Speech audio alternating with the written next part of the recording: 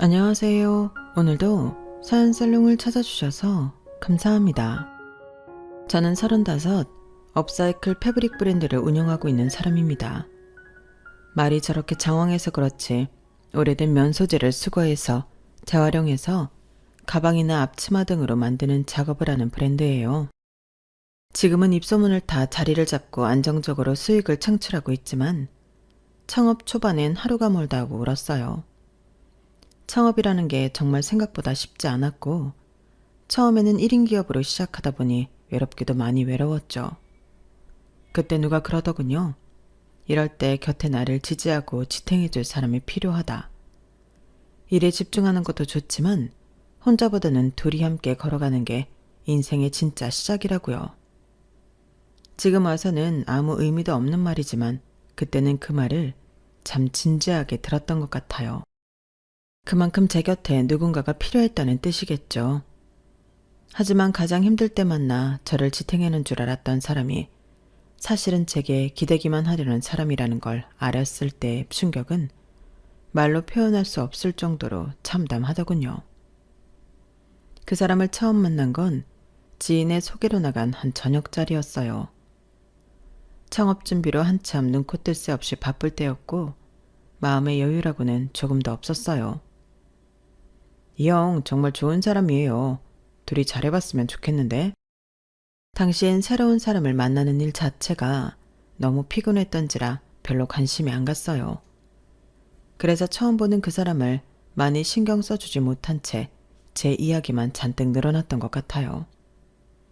계속 그렇게 관심 없는 채로 뒀어야 했는데 어느 시점부터 제 이야기를 무뚝뚝하게 들어주는 그 사람이 눈에 들어오기 시작하더라고요.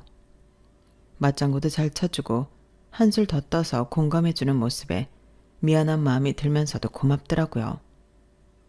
당시 제가 하도 매번 비슷한 고민을 얘기하고 다녀서인지 주변 사람들의 반응은 거기서 거기였는데 정말 오랜만에 제 이야기를 막 털어놓고 싶은 상대가 생긴 거죠. 무슨 이야기를 해도 맛깔나게 받아쳐주니 금방 호감이 생겼던 것 같아요.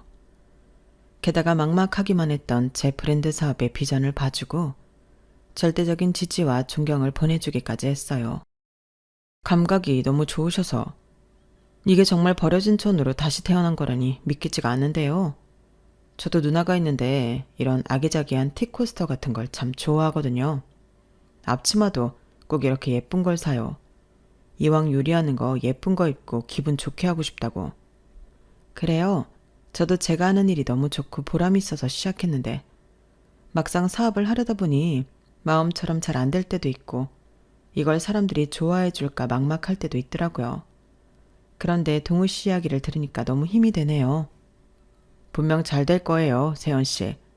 저는 평생 직장에만 다녔던 사람이라 그런지 자기 일을 찾고 해내는 세연 씨가 너무 멋지고 대단해 보여요. 참 멋있어요, 세연 씨. 안정적이었던 그 사람과 새로운 일에 뛰어드는 도전적인 성향의 저는 서로가 갖지 못한 부분에 끌렸어요. 그 사람이 주는 위로와 응원이 너무나 크게 와닿았고 제가 하는 일에 대한 확신과 존경은 당시 제게 꼭 필요한 양분이었어요. 우린 서로가 서로에게 꼭 필요한 존재라는 생각이 들었고 그 마음이 사랑까지 발전하게 되었죠. 연애를 한 뒤에도 늘 일 때문에 지치고 힘들어도 한결같이 제 곁에서 응원해주는 그 사람 덕분에 사업은 생각보다 더 크게 번창했어요. 브랜드에 관심을 보이고 협업이나 팝업 스토어 제안이 많이 들어오기 시작하면서 몇 년 사이에 직원도 꽤 늘어났고 사람들 사이에서 입소문이 나기 시작하면서 매출이 급상승하기 시작했어요. 수익이 안정화되고 바라던 목표치를 어느 정도 이루고 나니 마지막 관문만을 앞두고 있더군요. 나이도 어느 정도 찼겠다. 결혼만 하면 된다는 생각이 들었어요. 그때까지 제 옆을 지켜주고 다른 걱정 없이 일에만 집중할 수 있었던 것이 다 그 사람 덕분이라는 생각에 결혼을 하게 되었죠. 하지만 결혼을 준비해보니 결혼은 현실이라는 말이 정말 딱 맞더군요.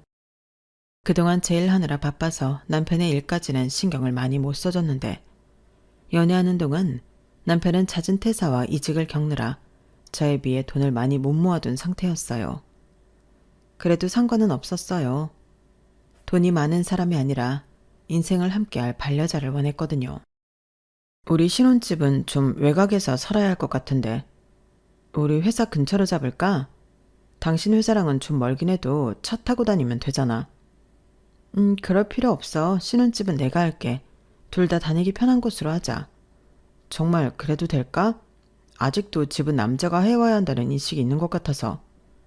됐어. 우리끼리 무슨 그런 걸 따져? 따지고 보면 내가 잘 된 것도 그때 당신이 옆에서 많이 응원해줘서 그런 것도 있으니까 부담 갖지 마. 고마워. 역시 능력 있는 아내 만나니까 너무 좋다. 당신이 최고야. 서울 중심지에 집을 얻기엔 턱도 없는 저축금에 신혼집은 제가 해가기로 했어요.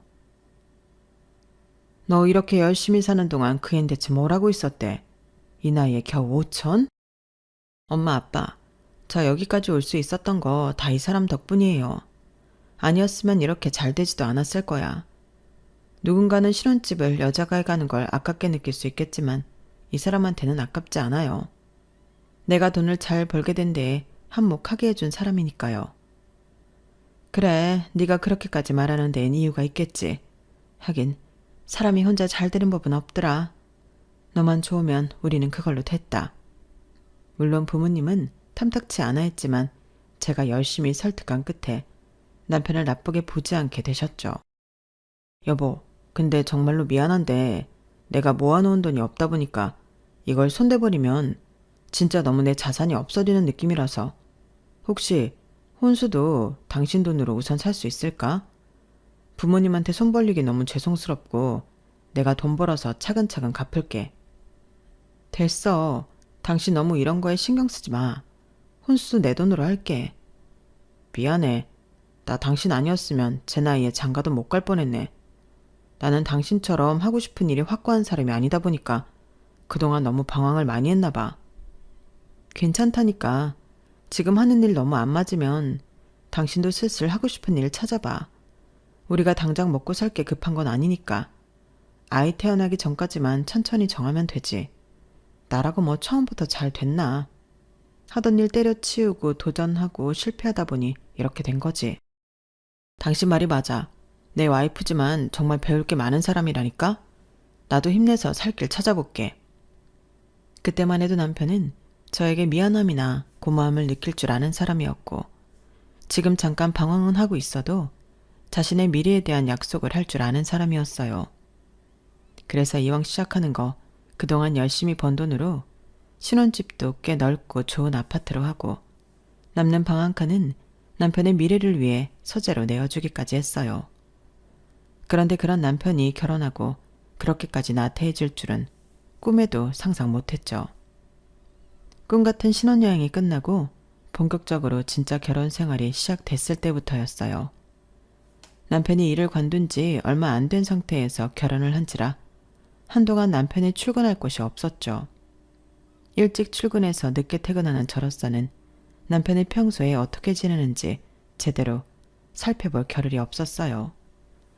그런데 평일을 바쁘게 보내고 오랜만에 한숨 돌릴 여유가 있던 주말 오전, 무심코 부엌에 나갔다가 깜짝 놀랐어요. 잔뜩 쌓여있는 배달음식 쓰레기에 음식물이 딱딱하게 굳어있는 접시들까지. 너무 어이가 없어서 꿈을 꾸고 있나 싶더라고요. 설마 싶은 마음에 세탁실에 가니 세탁기 앞에도 빨래가 잔뜩 쌓여 있었어요. 기가 막혀서 세상 모르고 자고 있는 남편을 흔들어 깨웠죠. 여보, 일어나봐. 저거 설마 일주일 동안 당신이 먹은 것들이야? 왜? 아니, 먹었으면 바로 치워둬야지. 저렇게 쌓아두면 어떡해. 빨래는 또 어떻고. 뭐야, 그것 때문에 자는 사람을 이렇게 깨워대는 거야? 일어나서 얘기해도 되잖아. 하도 어이가 없으니까 그렇지. 나 맨날 바빠서 집에 못 들어오는 꼴 봤으면서도 꼭 집을 이렇게 했어야 됐어? 집만 좋으면 뭐해? 관리가 잘 되어야지. 그러게, 내가 청소 이모님 쓰자고 했잖아. 뭐? 집에 사람 있는데 청소 이모님을 뭐하러 써? 당신이 여유 있을 때 다는 아니더라도 적어도 당신 먹고 입은 것들은 좀 치워줄 수 없어? 뭐야, 당신 지금 나 일 안 나간다고 구박하고 무시하는 거야? 집에서 집안일이나 하라고? 그게 아니라 이건 기본이잖아, 기본. 당신 나랑 연애할 때도 어머님 집에서 살 때 이렇게 살았어? 난 엄마가 다 해줬는데? 어차피 나 백날 가르쳐도 집안일 잘 못해. 우리 엄마도 진작에 포기했다니까? 그냥 청소 이모님 쓰자. 어? 당신 능력 되잖아. 무작정 이모님 부를 생각하지 말고 어느 정도 당신도 할 줄 알아야겠다는 생각은 안 해? 우리가 몸이 아픈 것도 아니고 집이 수백 평도 아닌데 할 수 있으면 최대한 직접 해야지. 그니까 직접 할 수 있으면 좋은데 당신은 맨날 일하러 나가 있잖아. 그럼 직접 할 수 있는 사람이 누군데? 나밖에 없잖아. 나보고 집안일이나 하고 기다리라는 거잖아. 제가 바란 건 그저 본인이 먹고 쓴 접시, 설거지, 이불, 빨래 같은 아주 기본적인 것들 뿐이었는데도 남편은 자격지심 때문인지 역정을 내더군요. 더 이상 말해봤자 말이 통하지 않을 것 같았고 남편에게 혹시 이직을 준비하면서 약간 우울증 같은 것이 생겼나 싶어서 싸움은 그쯤에서 관뒀어요. 얼마 없는 푹 쉬는 날, 그날은 하루 종일 집안일에 투자해야 했죠. 그런 제 모습을 보면서도 남편은 조금도 거들 생각을 안 하더군요. 그때 처음으로 느꼈어요. 나와 연애하던 모습이 남편의 전부는 아닐 수도 있겠다는 사실을요. 남편은 그렇게 한동안을 집에서 뭐 하는지도 모르겠는 채로 지냈어요. 새로운 일에 도전해보라고 기껏 만들어준 서재는 들어가 보면 먼지가 쌓인 것 외에는 깨끗하고 거실이나 안방, 부엌만 생활감이 묻어나더군요. 그것도 아주 진하게요. 퇴근하고 집에 돌아오면 어지러져 있는 집을 보면서 내가 결혼을 한 건지 낳지도 않은 큰아들을 키우고 있는 건지 헷갈릴 지경이었지만 저에게도 힘든 시절이 있었듯 남편에게도 지금이 인생에서 가장 힘든 시기가 아닐까 싶은 생각에 꾹 참았어요. 힘들 때 옆에서 도와줬던 사람이기에 저도 응원하는 의미에서 남편을 믿고 기다려보기로 했죠. 하지만 남편은 나아질 기미가 안 보였어요. 그래서 생각해낸 게 제 회사에 들어오게 하는 거였죠. 일을 좀 하다 보면 남편도 달라지지 않을까 하는 기대였어요. 여보, 일이 잘 안 구해지는 거면 구할 때까지 우리 회사에서 일해볼래? 정말? 나 잘할 수 있어. 일 시켜만 줘. 당신 일 구할 때까지만 같이 일해보자. 개인적으로 남편과 쭉 제 회사에서 일할 생각은 없었기에 남편이 자기 일을 찾아갈 때까지만 일하게 하고 싶은 마음이었지만 남편은 그럴 생각이 없어 보였어요. 여보, 당신 회사에서 일하니까 너무 재밌는 거 있지? 당신이 와이프인 거 알면 얼마나 놀랄까? 그래도 그런 거 이야기하고 다니지 마. 괜히 좀 그렇잖아. 언젠간 알게 될 텐데 뭐. 그리고 몇 명은 벌써 눈치챘는지 얼마 전부터 나한테 갑자기 잘해주기 시작하더라. 전에 있던 회사에 비하면 잘릴 걱정도 없고 여기가 나한텐 천국이야, 천국. 남편은 오히려 제가 대표로 있는 회사에 다니는 걸 즐기더라고요. 거기까지 뭐 처음엔 그럴 수 있다고 생각했어요. 그런데 남편은 점점 선을 넘기 시작했죠.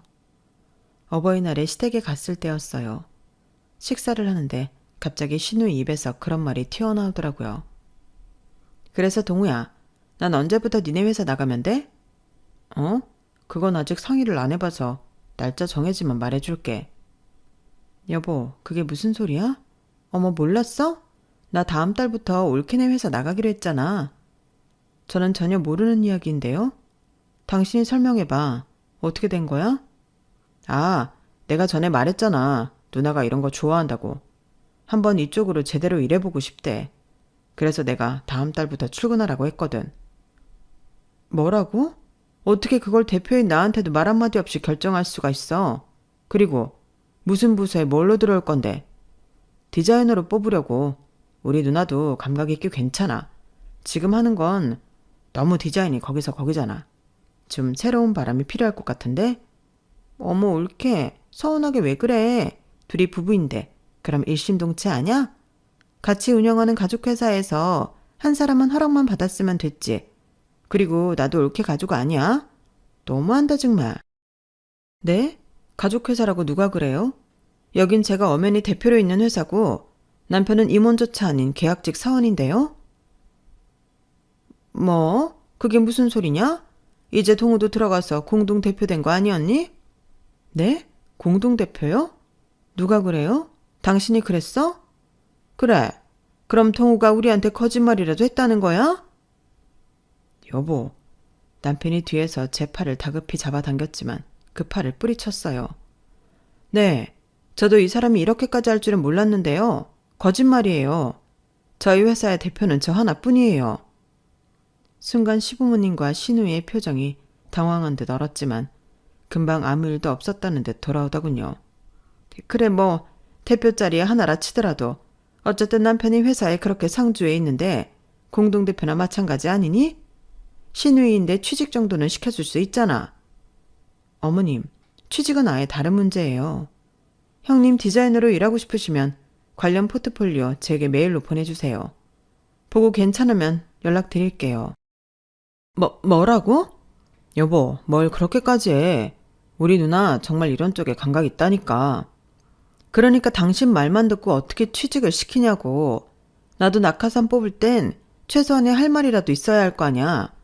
그 감각 나도 좀 보고 뽑자. 그때가 아마 제가 시댁에서 처음으로 할 말 다 했던 날이었을 거예요. 다른 건 몰라도 제 일을 걸고 넘어지니 참을 수가 없더라고요. 가족 일과 제 일은 다른 일이라는 선을 분명히 긋고 넘어가고 싶었죠. 고작 포트폴리오 보내달라는 말을 했을 뿐인데 형님은 무슨 엄청난 모욕이라도 당한 사람처럼 씩씩댔고 시부모님도 눈에 띄게 당황하셨어요. 아 참, 원래 이렇게 냉정한 애였니?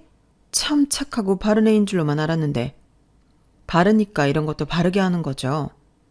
그래도 만에 하나 남편의 말대로 형님이 이쪽 일에 소질이 있고 타고난 감각이 있는 편이라면 정말로 일을 맡겨볼까 하는 생각도 없지는 않았어요. 그때 마침 새로운 시각을 가진 디자이너가 필요하다고 판단하고 있었거든요. 하지만 형님은 하루 이틀이 지나도 한 달이 지나도 포트폴리오를 보내지 않았어요. 제가 알기론 형님은 그런 쪽 일은 한 번도 안 해본 걸로 알고 있었거든요. 그래서 역시나 감각이든 능력이든 증명할 만한 결과물은 하나도 안 갖고 있었군 생각했죠. 그러고 보니 더 괘씸하더라고요. 힘들게 읽어낸 회사에 본인은 물론이고 누나까지 불러와 빨대를 꽂으려고 했다는 게 느껴져서요.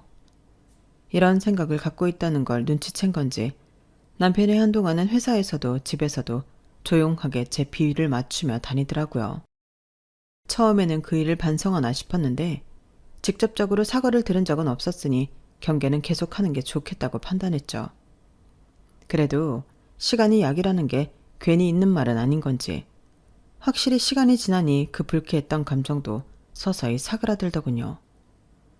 그렇게 남편과 그럭저럭 사이 좋게 지냈던 어느 날이었어요.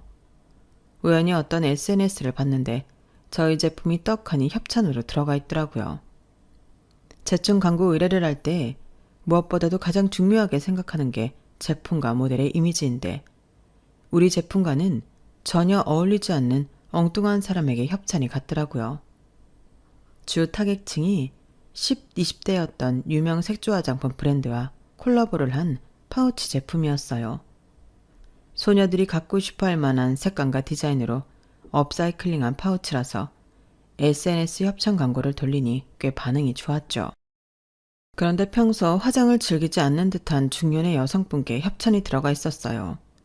하나하나 다 살펴보고 컨펌을 하는 저로서는 너무나 황당하고 어이가 없었어요. 당장 담당자를 통해 어떻게 된 건지 알아봐 달라고 했고 전해 들은 소식은 충격적이었어요.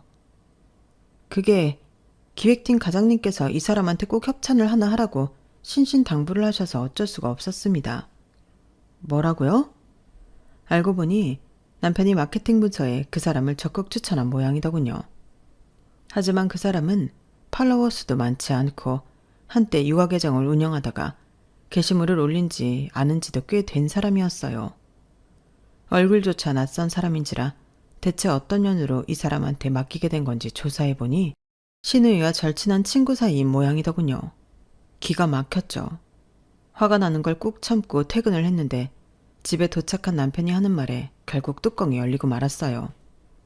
여보, 있잖아. 나 직급 좀 올려주면 안 돼? 이제 회사 사람들이 다 내가 당신 남편인 거 아는데 내 직급이 과장인 게 좀 민망해. 당신 말대로 대표까진 아니더라도 이젠 직급 좀 올려줬으면 좋겠는데? 당신이 우리 회사에서 하는 일이 뭐가 있다고 직급을 올려? 당신보다 일 많이 하고 아이디어 내서 매출 올린 다른 직원들만 해도 벌써 몇 명이나 떠오르는데, 당신 직급 올릴 거면 그 사람들 직급을 먼저 올려주는 게 회사에 더 이득 아닐까? 뭐? 당신 어떻게 서운하게 말을 그렇게 해? 내가 회사에 아무런 도움도 안 된다는 소리야? 모르는 분야여도 늘 새롭게 배우는 마음으로 성실하게 임하고 있어. 당신이 몰라서 그렇지. 아, 그래? 그렇게 모르는데 모델은 당신 마음대로 뽑아서 협찬을 해줬어? 뭐? 그걸 마케팅 과장이 얘기한 거야? 아니, 내 제품인데 내가 알아봤지. 난 그냥 마케팅 과장이 SNS 협찬 모델 찾길래 적당한 사람이 있어서 추천한 것뿐이야. 솔직히 언제까지 20, 30대만 노릴 건데 40, 50대 애 엄마들도 노려야 타겟층 확장이 되지. 그럼 그 패키지는 어떻게 할 건데? 완전 감성 자체를 젊게 만든 제품이야. 적어도 40, 50대한테 줄 거였으면 평소 화장을 하는 사람한테 줬어야지. 모든 게시물이 민낯에 색조 화장을 해본 적도 없는 사람한테 협찬을 주면 사람들이 퍽이나 관심 가지겠다. 이게 우리 일만이 아니라 화장품 브랜드랑 콜라보한 제품인데 그쪽 이미지도 생각해 줘야 할 거 아니야. 그리고 그 사람 형님 친구분이던데? 형님 부탁받아서 협찬 준 거잖아. 아니, 그래서 그런 게 아니라 정말 나는 타겟 확장도 신경 쓴 거라니까? 그니까 그걸 당신이 왜 신경 쓰냐고. 아, 내가 정말 당신 때문에 못 살아. 아니나 다를까 며칠 뒤 함께 협업을 했던 화장품 회사에서 바로 피드백이 날아오더라고요. 더 신중하게 모델을 검토해 보겠다고 사과하고 잘 넘겼지만 남편이 결국 일에 지장을 줬다는 게 정말 화가 나더라고요. 난 솔직히 당신이 이제 좀 다른 일을 알아봤으면 좋겠어. 우리 회사 일하고는 별로 안 맞는 것 같아. 이제 와서 내가 갈 데가 어딨다고 그런 소리래.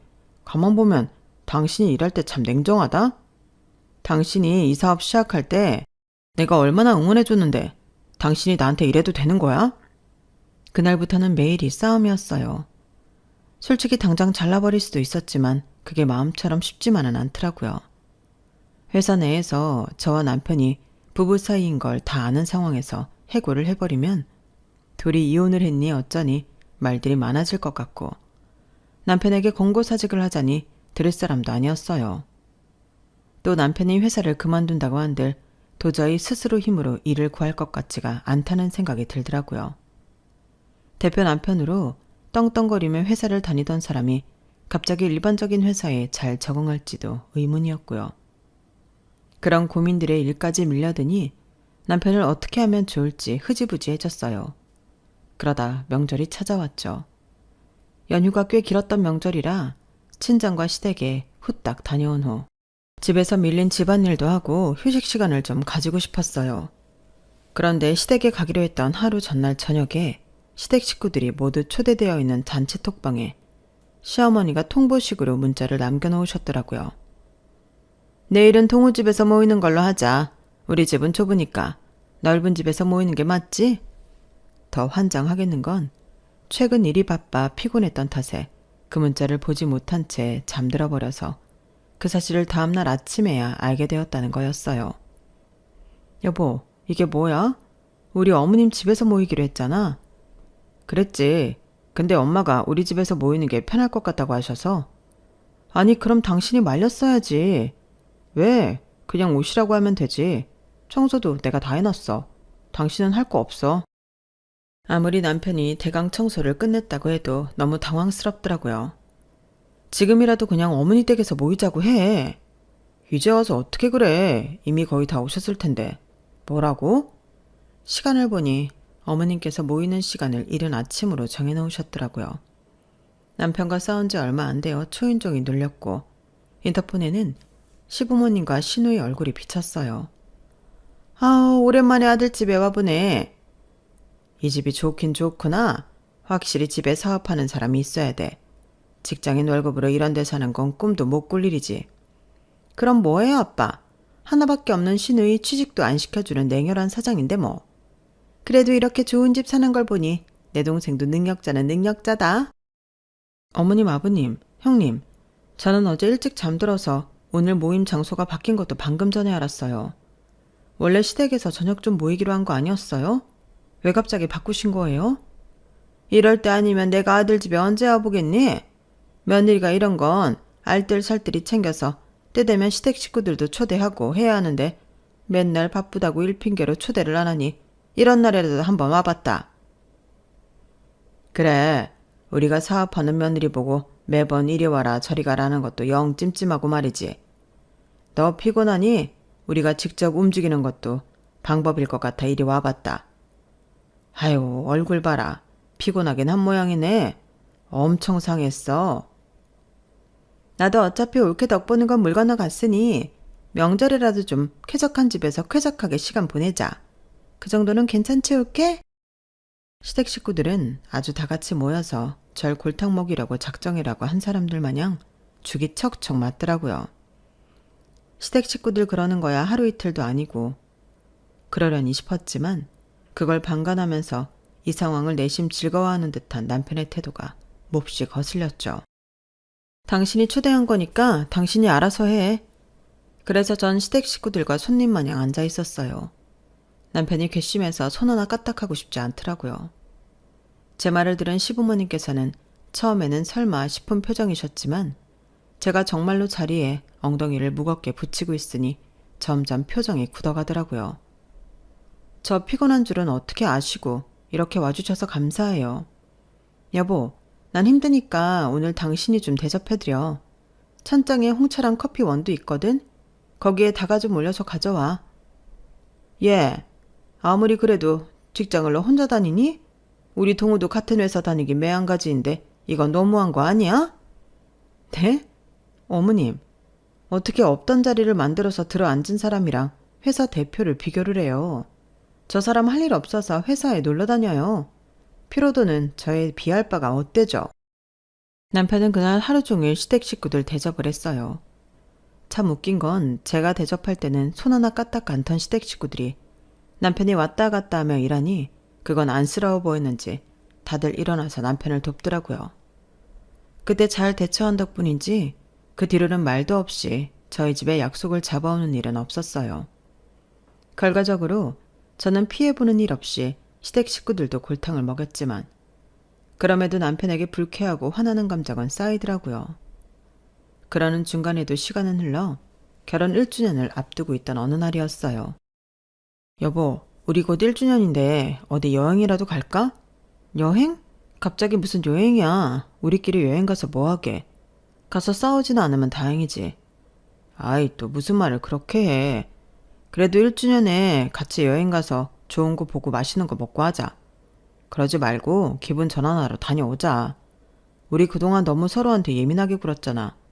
여행 다녀오면 좀 나아질 수도 있지. 잦은 다툼 때문에 처음엔 남편과 1주년 기념 여행 따위 함께 갈 생각은 조금도 없었어요. 하지만 남편은 그 시기에 정말 제 비위를 잘 맞췄고 계속해서 일 때문에 피곤해서 둘 다 신경이 날카로워져서 그렇다는 말로 저를 설득하더군요.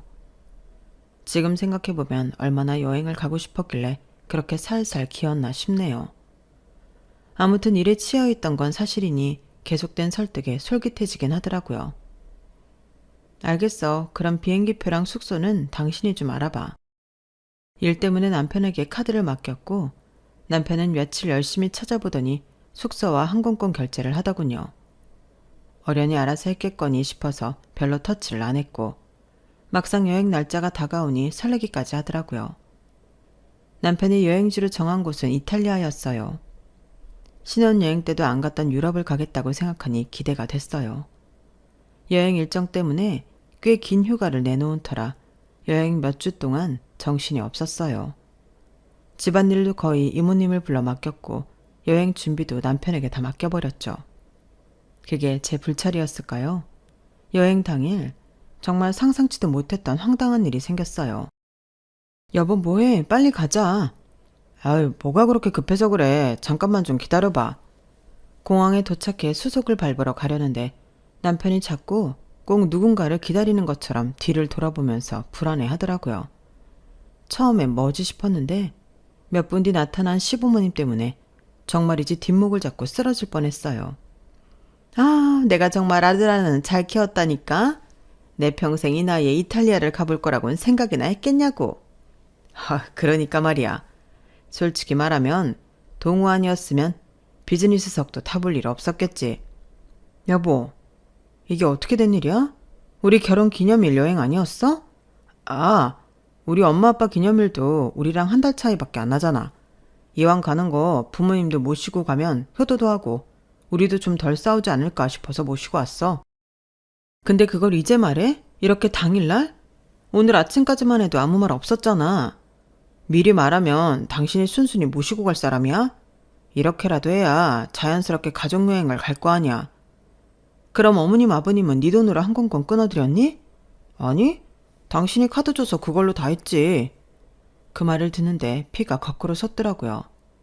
항공권 내역을 확인해보니 제 이름으로 예약되어 있던 비즈니스석 2장에 남편 이름으로 일반석 2장이 더 예약이 되어 있더라고요.